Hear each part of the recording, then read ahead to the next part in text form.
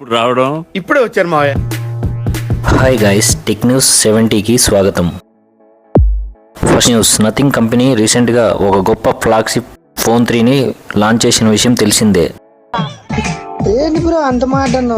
లీక్స్టర్ Yogesh Brar rumours ప్రకారం Nothing phones lite version R T branding తో ఫోన్లు తీసుకొచ్చే పనిలో ఉందట. బట్ లైట్ వర్షన్ ని ఎలా తెస్తారో చూడాలి. లైక్ నథింగ్ ఫోన్ 3 లైట్ లేదా నథింగ్ ఫోన్ 3గా తీసుకొస్తారేమో. ఈ నథింగ్ కంపెనీ ఓవర్ రేట్స్ లో మొబైల్స్ తీసుకొచ్చి బడ్జెట్ లో మొబైల్ తీసుకురావాలనుకుంటుందేమో. జియోమీ నుంచి జియోమీ 15CV ఇండియాలో లాంచ్ అవుతుందని అనుకున్నాం. బట్ రిపోర్ట్స్ ప్రకారం జియోమీ 15CVని ఇండియా లాంచ్ క్యాన్సిల్ చేశారట. అసలు ప్రాబ్లం ఏంటన్నయ్య? కంపెనీ ఎక్స్పెక్ట్ చేసిన రేంజ్ లో జియోమీ 14CV సేల్స్ జరగలేదు ఇండియాలో. అండ్ మరో విషయం ఏంటంటే ఇండియాలో జియోమీ ప్రీమియం మొబైల్స్ తెచ్చే పనిలో ఉందట. జియోమీ 15CV క్యాన్సల్ వల్ల జియోమీ కంపెనీకి ఏ విధంగా హెల్ప్ అవుతుందో చూడాలి మరి. గిజ్మో చైనా TCS లీక్ ప్రకారం OnePlus 15T price OnePlus 13S కంటే తక్కువగా ఉంటుంది. ఇది గుర్తుపెట్టుకో, తర్వాత మాట్లాడుకుందాం.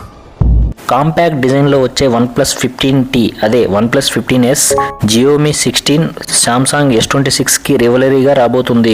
ఈ OnePlus 15T స్పెక్స్ చూస్తే 6.3 inch display, wireless charging, Snapdragon 8 Elite 2, 7000 biggest battery, oxygen OS 16 తో వస్తుంది.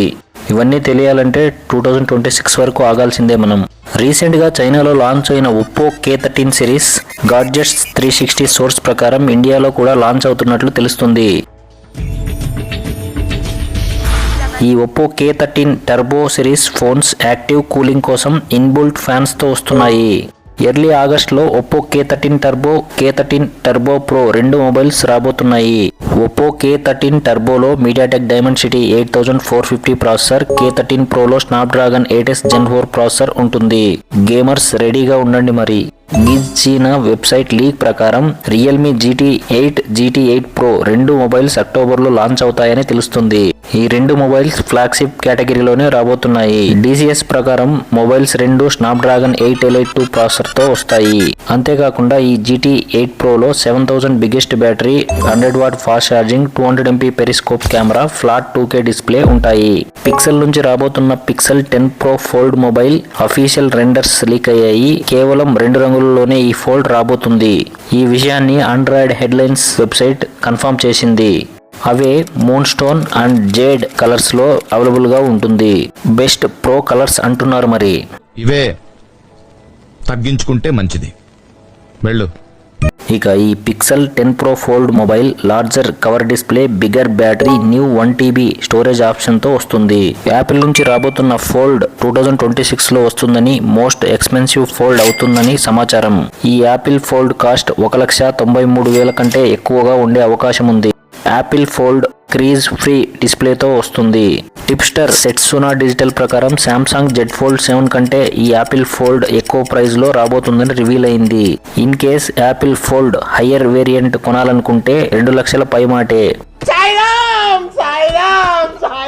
గోథెన్బర్గ్ స్వీడన్ లో జరిగిన ఈవెంట్ లో ఒప్పో, అసల్ బ్లాడ్ 2 తమ పార్ట్నర్షిప్ ని ఎక్స్టెండ్ చేసుకుంటాయని తెలిపాయి.